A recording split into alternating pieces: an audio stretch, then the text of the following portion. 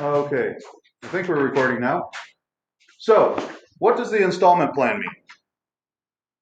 Dante, It's like when you ask for the loan advance, and they'll cover all your expenses at one time and pay it back at the end. There's like a credit card for it. okay, kind of like a credit card. Kian? It's like when you borrow money, it's like you pay it back in certain like sums, like smaller sums. So like when you get the money, you pay it back and actually pay it back. Okay, but it's not really borrowing money. What is it that they're using these installment plans for? Yeah. Oh, what's that called? I forget. Okay, we'll circle back to you, Tess. Buying on credit? Buying on credit. So, credit. yep.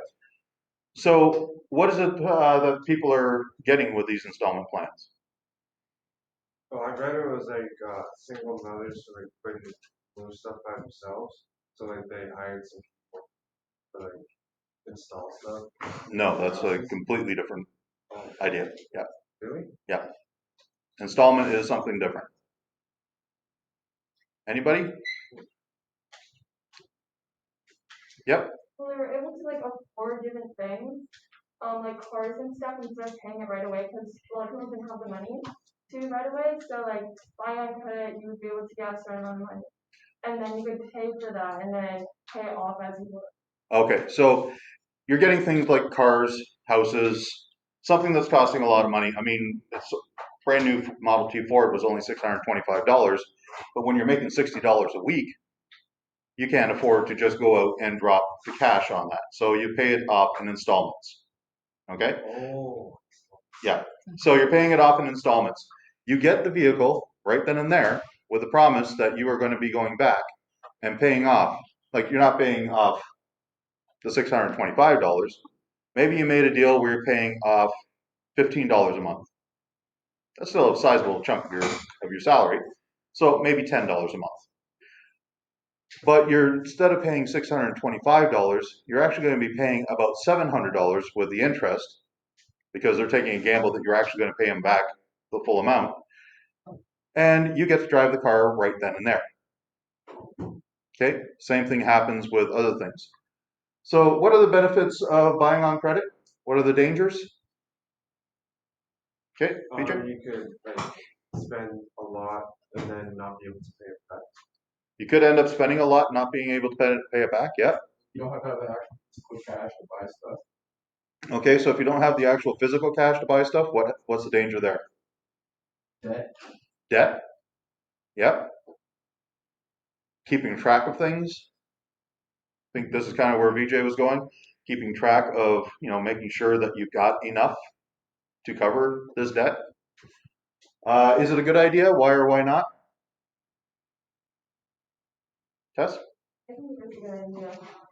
Like people could afford more things than they could, and it like introduced a lot of different products and new stuff that. Okay, so you're saying yes, it's a good idea because it introduced new items. People could afford to get things that they couldn't normally. Yeah. In my opinion, I don't think buying on credit is a good idea. It's like a lot of times people like number one, it's really easy to go credit. People just go like, oh, I can just buy this, and like right away. And also a lot of times people would like in like have to use it like against you for stuff. If you pay them more and more. Okay. Alex? Yeah, so you need to have a stable job and to be able to pay it off. Yep. And there wasn't a lot of job security, so you can't be sure that you'll have that through the entire payment. Okay, that's an interesting point. Back at this time, there wasn't a lot of job security.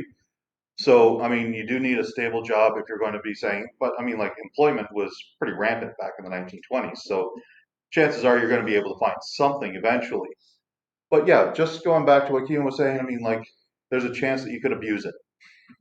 I mean, sure, it's great when you're buying a house because, out of that $60 paycheck that you're getting a week, um, or yeah, you're able to say, okay, I'm going to take,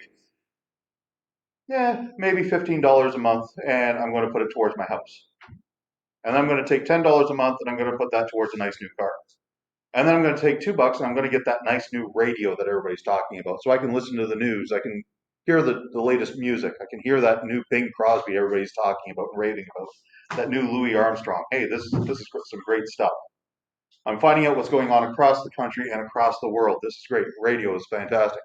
Ian. Two things. Number one, did they have like a cap? Like you pay this much a month until you get this amount of money? That I'm not sure. Okay. And also, they didn't. Did they have property like taxes back then? Yes. Like as much as we do now? Not as much. Oh. No, but they did. But if you take a look at it, so now I'm paying, what was it, $15 a month for the house, $10 a month for the car, $2 a month for the radio. You add a few other things in there, like that newfangled washing machine and dryer, or the new stove, the vacuum cleaner to make my wife's life easier. You start adding all that stuff up, well, that takes a huge chunk out of your paycheck.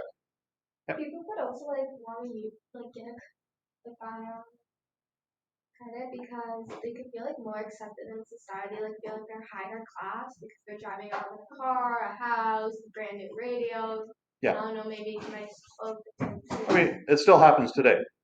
You're using credit cards instead, but you're going out and you're saying, I need that new wardrobe. I don't have any cash in my bank. I'm going to drop it all on the credit card. I'll pay it off later. I'm going to drop this on the credit card. I'll pay it off later. I'm going to drop that. Then all of a sudden you go into debt. So using it in small situations, like just taking the main things that you need, the house, the vehicle, reliable transportation. Forget the new summer wardrobe, maybe. Yep. I know like the credit cards nowadays, like you get like rewards for using it, like you can get like I don't know, like what's it called? I know you can Incentive rewards, yeah. incentive of like 1% cash back or Yeah. something. None of that was. Like was there something like that back None then? of that back then. Yeah. Just the idea that I could actually get the car, that was a new invention for them back then. Yeah. Okay, so was it a good idea? Why or why not? That might be a good question for the test. 3 new inventions, 3 new leisure activities, change people's lives. So what was a new invention back in the 20s? Yep. Radio, big time. The vacuum cleaner, like a power toaster. Vacuum cleaners, toasters. Anybody else? BJ. You race cars? Cars. So cars aren't exactly new, but the fact that they're so readily available to everybody and with installment plans, the prices are dropping. Yep. Washing machine? Washing machines. Okay, so we got washing machines, we've got toasters, we've got vacuums. What does this mean? Houses? Well, houses, but what for the... It would make since society is very sexist back then, it would make lives easier, like they wouldn't have to hand wash it. Then you wouldn't have to like sweep it. Yes, so it's making the women's lives easier. And what is happening now that women's lives are easier and they're not spending all day in the house cooking and cleaning and doing everything else that they need to do? Going out, dancing and partying and They're going out, they're dancing, they're partying, they're discussing things, they're exchanging ideas, they're socializing. This is why women's movements start to really take shape, because the woman isn't locked in the home anymore. She's starting to find her freedom. And she's starting to talk with other women going, hey, remember when we were working back in the factory? Wasn't that nice? We actually had some cash. We had our own opinions. We had our own thoughts. We were able to do things. Why did we give that up? So, that type of thing is happening. Leisure activities. Yep. Would movies be one? Movies, definitely one of them. Yep. Sports like spectator sports, baseball, basketball. Spectator sports and physical sports being part of it. Yep. New music, like, was this always jazz or dance? New music, jazz. So, how would some of this stuff change people's lives? Something like a car. How does a car change the lifestyle back then? Yep. Well, it's like more transportation, allow you to get to different places, allow you to like work farther from your home to be able to drive, like, and then like it's easier to get, like literally it's just easier to get places for things like necessities or travel and that kind of stuff. Yeah. So you're able to get to places faster. You're able to go further in less amount of time. As Jordan said, you're able to work further from home, so you don't have to live in the same immediate vicinity as your factory or as your job. It takes me 10 minutes to drive my car, there. That means, I can take half an hour to drive my car there. That would take me what, half hour if you're going to be walking that would take you a couple of hours. You're not going to do that, but you can definitely drive. That opens up the suburbs. Now we're able to move further and further. Cities are expanding. What else does roads do? Or sorry, vehicles do. Like you can get like resources, you know, Moving things around. Not only, okay, so if you're taking a look at how they were transporting things before, you were carrying it, you were loading it into your horse-drawn buggy. Now you've got vehicles which can transport a lot more, a lot further, a lot faster. So industry is opening up. New foods are being introduced to new areas. Farmers are able to push their crops further and further and further away. We talked about sports. What else can some of this do? New roads means that you've got easier access to drive to places, to watch the sports. You're able to go to places and see things. Somebody yesterday was mentioning the fact that with this new automobile, you're able to get around easier in wintertime. Well, you still have some issues. We got the snowmobile being invented because of some of these issues, but you're able to move easier in the wintertime or in bad weather. We're Canada. Bad weather is part of our DNA. So yeah, big changes of things. The impact of cars and radios on Canadian life. Which do you think had the greater influence? This one might be a good one to put on a test. Hint, hint. Yeah, test. Definitely cars, I think, was the clearest. Okay, so you're saying cars? Why? Because like you could use them for transportation, going places. A lot of people live in like rural areas and like farmers and stuff. So Okay. instead of like taking all day to get somewhere specific, you use a car that's faster. Okay, so cars because of the ease of transportation and everything else. Yeah, absolutely. Yep, Ian. I think cars too, because it just kind of like opened up the possibility of so many different things. Vacation, like drive to London, or Yep, vacation. I mean, like that is a big thing. That's a new industry that's popping up now. I'm not going to walk or take my horse going up to, Bracebridge or wherever, but I can jump in my car and I can be there in a half a day. Yeah, I can do that. Yeah, Alex? Yeah, as Keith said, like vacation, seeing family and friends that are farther away that you wouldn't see. Seeing family and friends who are further away that you wouldn't normally be able to see, absolutely. Which also means that the family can spread out a little bit more. They don't have to be hanging on top of each other if you want to see them. Anybody say the radio? Radio? Try that one again. New means of communication. Yep. Well, yeah, already it was helpful for information across the lungs. It's way faster. Or the fastest way of communication was telegrams. Fairly slow. Yeah. And it's also broadcast. The telegram is just going out from person to person. Radio is broadcasting to hundreds of people, thousands of people. But when the radio is going to broadcast, we're right at the American border. What are we getting now? American news? American news, American sports. American sports, American ideas, American way of thinking. We're going through the election right now. We're obsessed with what's going on in America instead of what's going on in Canada. So that is also bringing in the influence of the American culture, which is something that Canada is going to have to start stamping out. Yep. I think the radio also, like, I do believe cars, but radios also help, like, develop things that we have, like, today, like, you this thing, like, cell phone. Yep, radio definitely helped develop things like the cell phone and stuff. It also was able to transmit ideas faster, further, and make things catch. Okay. Something that somebody mentioned yesterday, and it was kind of outside the box thinking, which I liked, so I want to mention it, and that is the impact of increased use of cars. Think about global warming. Without the cars, without the increased use of cars, we don't have as much global warming going on in our lives. So not all of it is going to be a positive influence. Some of it can be a negative influence. Radios, that brought into the idea of celebrity, which brought into our lives Kardashians. Not everything is a positive. Okay. I'm going to pause this section here. We're going to move on to the next one. We still have lots of time. And outside of the good times. So this is where we were talking about people being exploited. So that is the next package, package 4.4, inequity in Canada. Let me find my questions here. Okay. So, in what ways were some children exploited in the 1920s? What were some of the ways that kids were being exploited? A team, haven't heard. Child labor, Child labor, absolutely. Yep. they can pay children even less than adults. So they were paying children less because of what? Because many children didn't understand how the wage system worked. Companies could pay them whatever they wanted to say that was standard.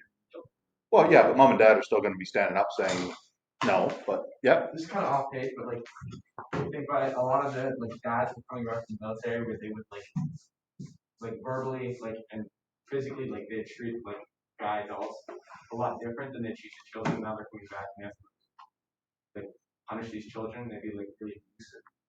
Okay, that's an outside the box thinking. I like that. So dads are coming back from the military and they're dealing with whatever effects they've got, the PTSD. They're not getting the proper help that they need, so they might become more abusive. So absolutely, outside the box thinking. I like it. Yep. Neglection. Yep. What was the family unit like back here, back in the 1920s? Were they as close as we are today, or were they more distant? Go ahead. Honestly, my husband's family nowadays, I would say in general they were more distant. Like, but like, I don't know how to describe it.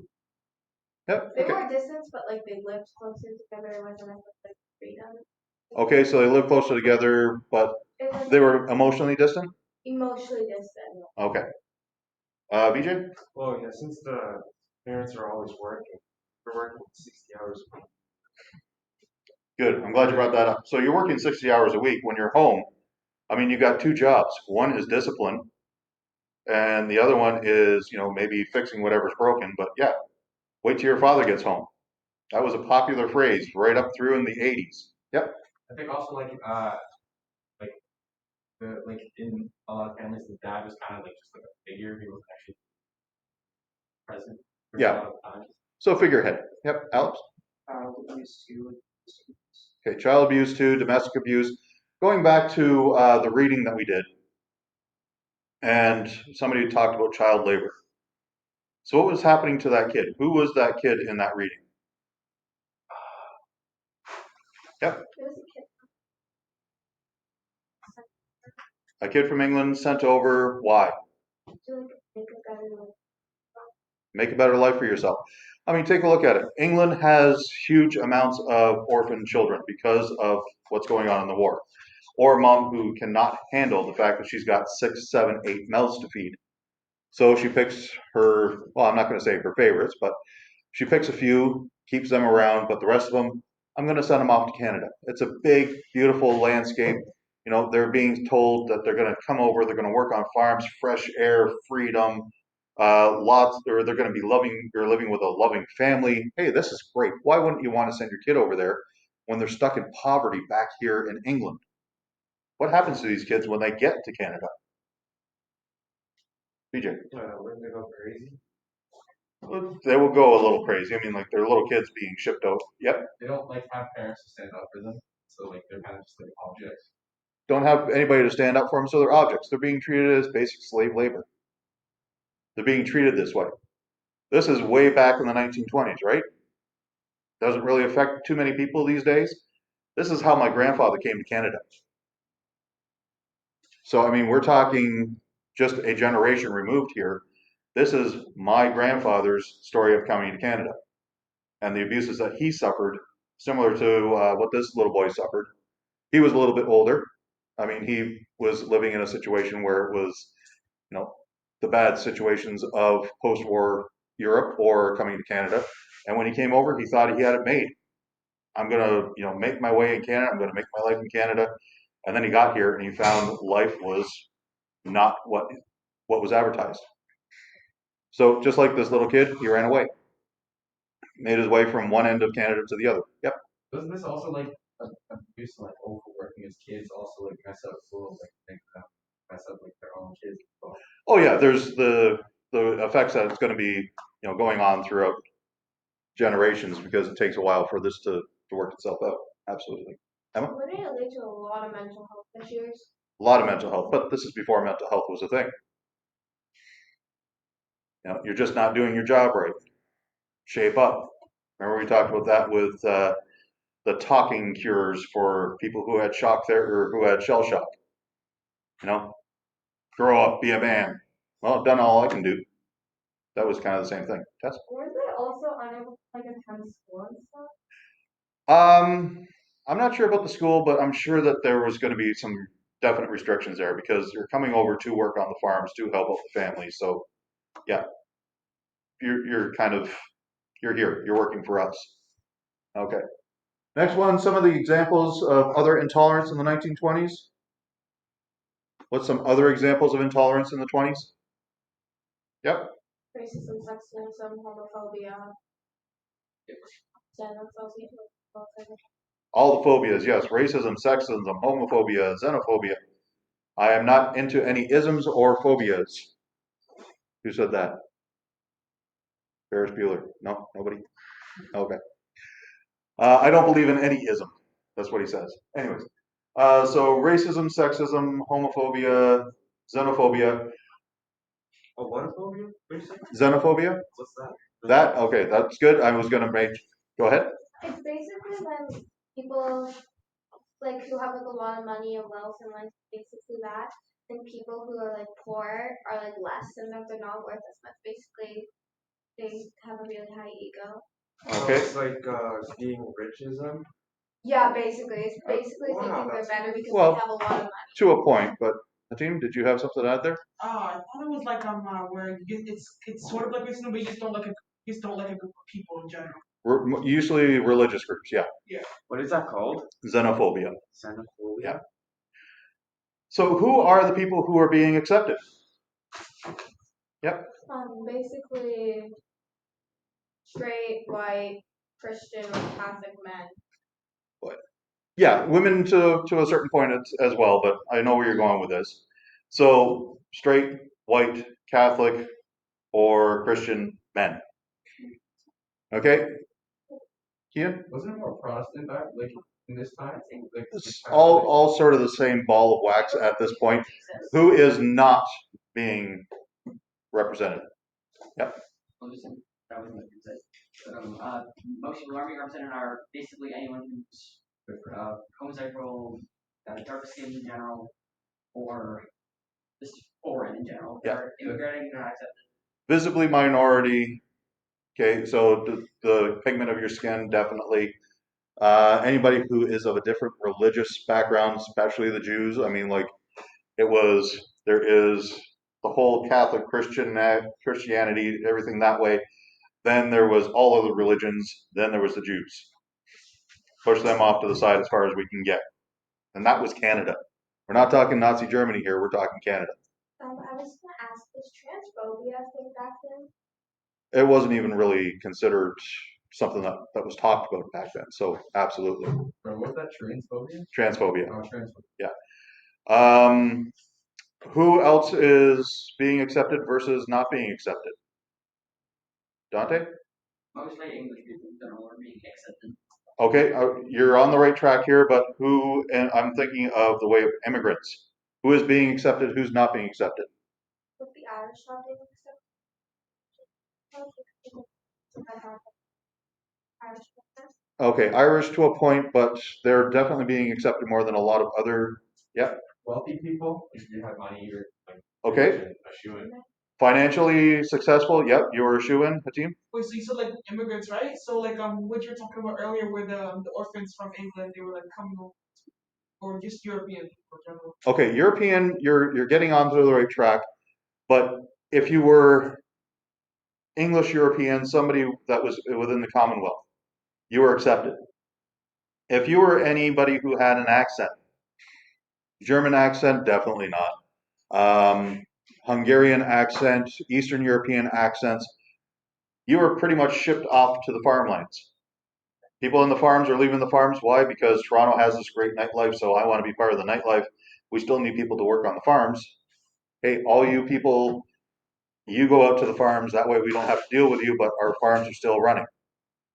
So anybody Eastern European, they're getting shipped off there. There was also a lot of ageism back then. Oh, that's still a big part of it, yeah. Ageism is definitely a part of What it. is it?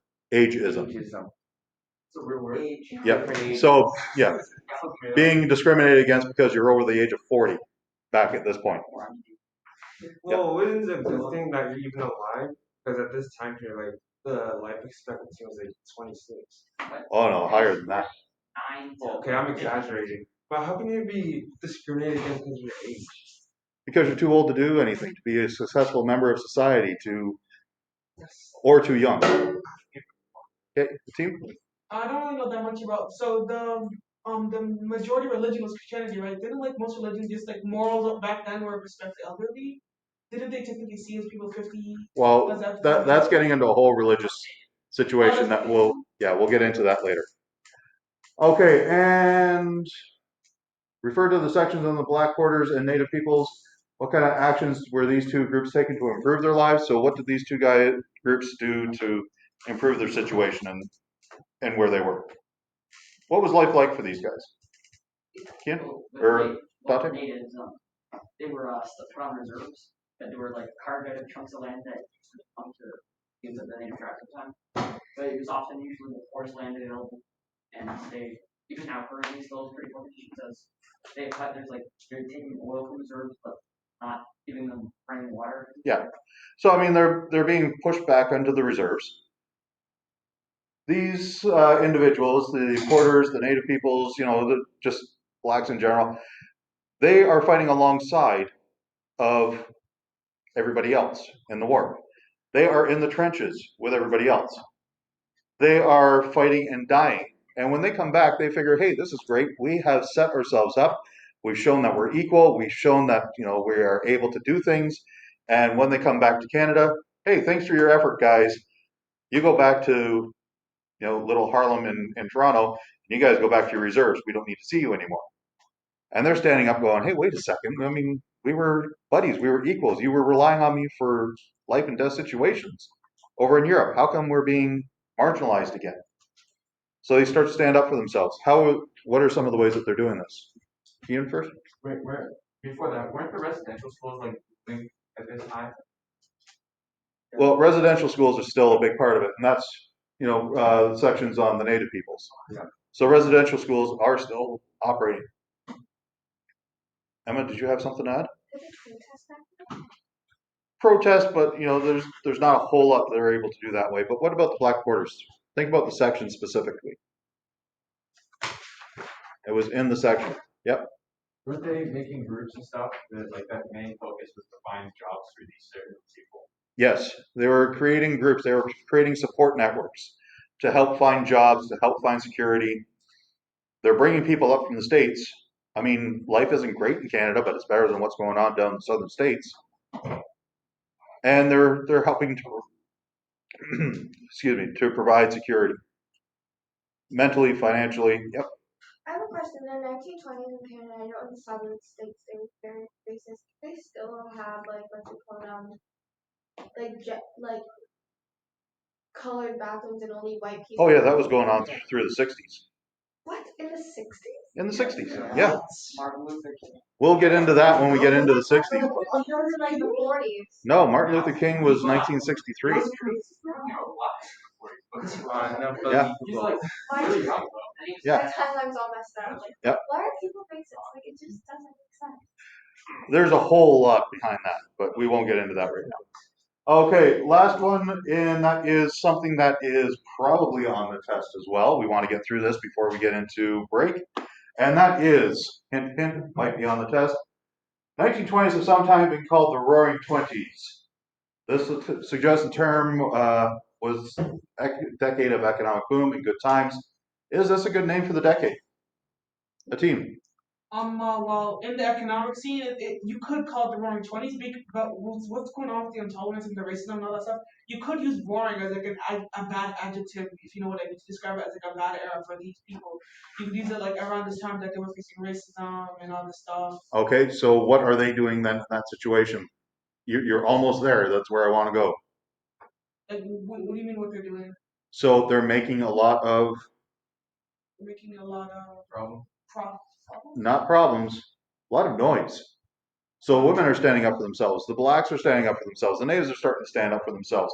Roar doesn't necessarily have to just be the roar of the crowd that's at the sporting arenas. The roar of the music that's coming up through jazz age. It could also be the roar of, hey, I am woman, hear me roar. Women standing up saying we want our right to be called a person. Up until the 20s, women were just considered property. They weren't even considered a person. It was something to be passed from one man to the next, from the father to the husband. That was it. They weren't considered a person until, Agnes MacPhail and the rest of them went off to the British Supreme Court and said, this is stupid. We're people. What are you doing? Get in first because he had his hand up. I think like in the 20s they're actually starting a lot of like even that like our today modern problems like there's this like those were like happening. Yes. Okay, Dante? Like in some places, I think it was like somewhere in Ireland, like Dublin, that area, women can vote before they're considered their own person. Yeah, but we're talking Canada. Women were given the vote back in conscription for, if you had a son or a husband who was a soldier, you were given the right to vote. They're still not considered a person at that point. Yeah, so that's one of the things that they used. BJ, do you have something out there?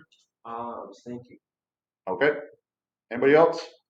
Was it a time that was considered roaring? Decade of economic boom and good times? Well, it was roaring because the good times weren't good for everybody. It was good if, as Emma had said, you were white, straight, male, and something in the. Jesus. Sorry? Believes in Jesus. Believed in Jesus. Or if you just worked and made money. Yeah, wealthy. Well, Like the black Wealthy. porters, they made money. They weren't complaining. yeah, okay, so black porters, yes, they definitely made money. Yes, there is definitely racism going on, but they had their own clubs and, big cultural significant things that were going on themselves. They were the ones who started the jazz age. They were the ones who started the dances. They were the ones who started all that stuff, which the whites then appropriated.